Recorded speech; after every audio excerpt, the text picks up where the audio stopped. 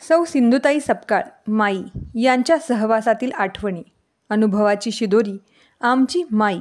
लेखक D.B. महाजन. भाग 3. हक्काचं घर. ममता बालसदन. अनाथ मुलांना सोबत घेऊन माई पुण्यात वणवण हिंडत होती. अनाथांच्या निवाऱ्याची कायमस्वरूपी सोय व्हावी हे स्वप्न उराशी बाळगून ती सातत्यानं धडपडत होती. माईनं पुण्यात पहिल्यांदा पाऊल टाकलं तेव्हा अनाथपण भोगत असलेला दीपक हा मुलगा गवसला. माईनं दीपकदादांचं संगोपन केलं. पुढे दीपकदादाच पहिला अनाथ वारसपुत्र ठरला. दादालाही माईची कळवळ आणि कष्ट कळत होते. त्यामुळेच वारसा हक्कानं मिळालेली जमीन दादानं माईला अनाथांच्या निवाऱ्याची सोय व्हावी म्हणून दान दिली. माईचं स्वप्न आकार घेऊ लागलं. माईच्या सेवाव्रताला दादांचं हे अतुलनीय योगदान कारणीभूत ठरलं. दी सनशेड पोलब्रो या कंपनीनं त्या जागेवर एक घरकुल बांधून दिलं आणि अनाथांना त्यांचं हक्काचं घर लाभलं. हे घरकुल म्हणजेच ममता बालसदन. ममता बालसदन असं नामकरण करताना दीपकदादांची भूमिका आणि म्हणणं असंच होतं की आईनं ममताताईचा त्याग करून तिला श्रीमंत दगडूशेठ हलवाई देवस्थानकडे ठेवलं. त्यामुळेच आम्हा अनाथांना आई मिळू शकली. म्हणून कुंभारवळण सासवड येथील संस्थेला ममताताईंचं नाव देऊनच हे बालसदन सुरू करण्यात आलं. 8 ऑक्टोबर 1995 रोजी सकाळी 10 वाजता ममता बालसदनचं उद्घाटन होतं. या उद्घाटन सोहळ्याची निमंत्रण पत्रिका माईनं मला आठवणीनं पाठवली. माईच्या या आनंद पर्वात सहभागी होण्याचं ठरवलं आणि 7 ऑक्टोबरला रात्री जळगाव पुणे ST बसनं पुण्याकडे जाण्यासाठी निघालो. पहाटे 5 वाजता पुणे स्टेशनला उतरलो. मिळेल त्या वाहनाने सकाळी 9 वाजता कुंभारवळण, पारगाव रस्ता, सासवड मार्गे तालुका पुरंदर कार्यक्रमस्थळी पोहोचलो.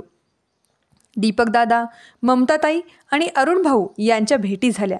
नाशिकच्या श्रीमती अहिरेताई यांनी प्रवरानगरचे भास्कर लगड यांचाही परिचय झाला. उद्घाटन सोहळ्याच्या तयारीची लगबग सुरू होती. माई कामानिमित्त सासवडला गेली असल्याचं कळालं. 10 वाजता माई आली. तिला भेटून नमस्कार केला. 11 वाजेच्या सुमारास राज्याचे तत्कालीन समाजकल्याण मंत्री श्री बबनराव घोलप आणि अन्य मान्यवर अतिथींचं आगमन झालं. मान्यवरांचे सत्कार आटोपले. माईनं प्रास्ताविक केलं. प्रास्ताविकातून तिनं ममता बालसदन हे अनाथांसाठी पाहिलेल्या स्वप्नातील पहिलं पाऊल आहे. अजून बरीच वाटचाल करायची आहे. माझजवळ काहीही नसताना 2 हस्त नि 3रं मस्तक या जनता जनार्दनाच्या पायी ठेवून वाट काढत आहे असं संबोधित करून ती गाणं गाऊ लागली. अरे वाटेवर काटे पाय अनवाणी, परी काळ जातं माझ्या जनाईची गाणी. शेवटी म्हणाली, सारे झरे सुखाचे आहेत आटलेले, शिवता मला न आले आयुष्य फाटलेले. माझे आयुष्य मला शिवता आले नाही म्हणून इतरांच्या फाटलेल्या आयुष्याला टाके घालण्याचं काम मी केलं. ये क्या मेरा दोष है. माईच्या या शब्दांनी सर्व वातावरण भारून गेलं होतं. प्रास्ताविकानंतर बबनराव घोलप यांच्या हस्ते माईंचा शाल, श्रीफळ, पुष्पगुच्छ देऊन सत्कार करण्यात आला. सत्काराला उत्तर देताना माई म्हणाली, मंत्री महोदय, हा सत्कार माझा नव्हे, माझ्यासाठी धडपडणाऱ्या लेकरांचा आहे. आज असंच माझं एक लेकरू जळगाव खानदेशातून आलं आहे.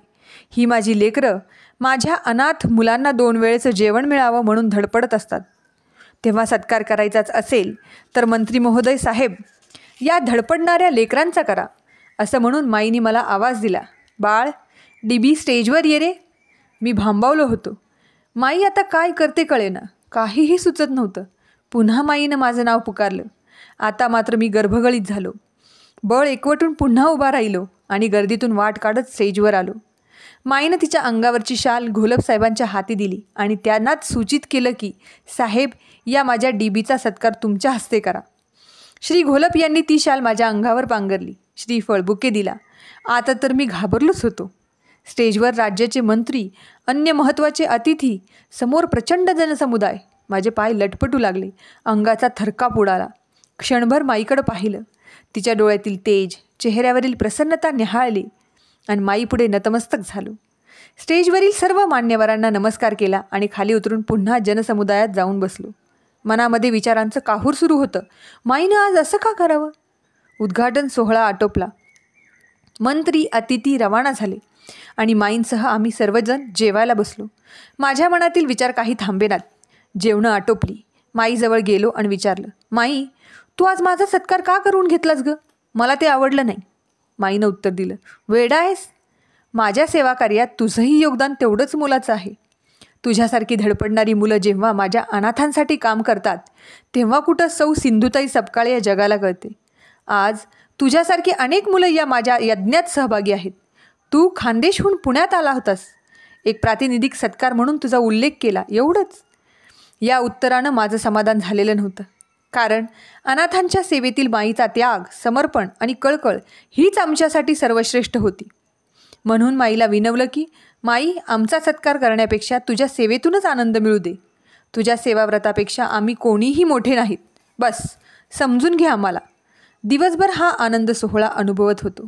ममता बालसदनच्या रूपानं अनाथांना आज हक्काचं घर मिळालं होतं. माईच्या ममत्वाला सावलीत ते आता विसावणार होते. अनाथांच्या चेहऱ्यावर ओसंडून वाहणारा आनंद मी टिपत होतो. माई पुण्यात आल्यावर ममता बालसदन या नावानं स्वतःची जागा व निवासाची सोय असलेली संस्थेची पहिली वास्तू उभी राहिली होती. मात्र माईचा अविरत ध्यास आणि प्रवास संपलेला नव्हता. तिला अजून पुढचा पल्ला गाठायचा होता. पुरस्कारातून मिळालेल्या रकमेतून आणि डॉक्टर हिमांशू वझे व दुबळे काकू यांच्या सहकार्यातून पुण्यात हडपसरजवळ मांजरी बुद्रुक तालुका हवेली इथं माईनं एक मोकळी जागा घेतली होती. सन 2009 विश्व मराठी साहित्य संमेलनासाठी ती अमेरिकेला गेली. साहित्य संमेलनात माईचं आत्मकथन झालं. या आत्मकथनातून माईनं उपस्थितांची मनं जिंकली. आपल्या ओघावत्या वाणीनं त्यांना मंत्रमुग्ध केलं. साहित्य संमेलन जिंकलं. श्रोत्यांनी जयघोष केला. जय महाराष्ट्र माईनं त्यांना प्रत्युत्तर दिलं. नऊवारी लई बेस्ट, अमेरिकेचा पहिला विमान प्रवास आणि माईचं ते गाजलेलं भाषण माई आपल्या आत्मकथनातून नेहमी सांगत असते. परदेशातील या पहिल्याच भाषणातून माईला चांगलंच आर्थिक सहाय्य मिळालं.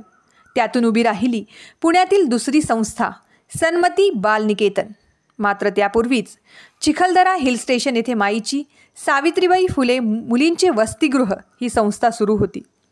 माळेगाव ठेका, जिल्हा वर्धा येथील अभिमान बालभवन आणि पुण्यातील सप्तसिंधू महिला आधार आणि बालसंगोपन व शिक्षण संस्था, त्याचप्रमाणे चिखलदरा, जिल्हा अमरावती येथील वनवासी गोपालकृष्ण शिक्षण व क्रीडा प्रसारक मंडळ या संस्थांचीही माई संस्थापक अध्यक्ष आहे.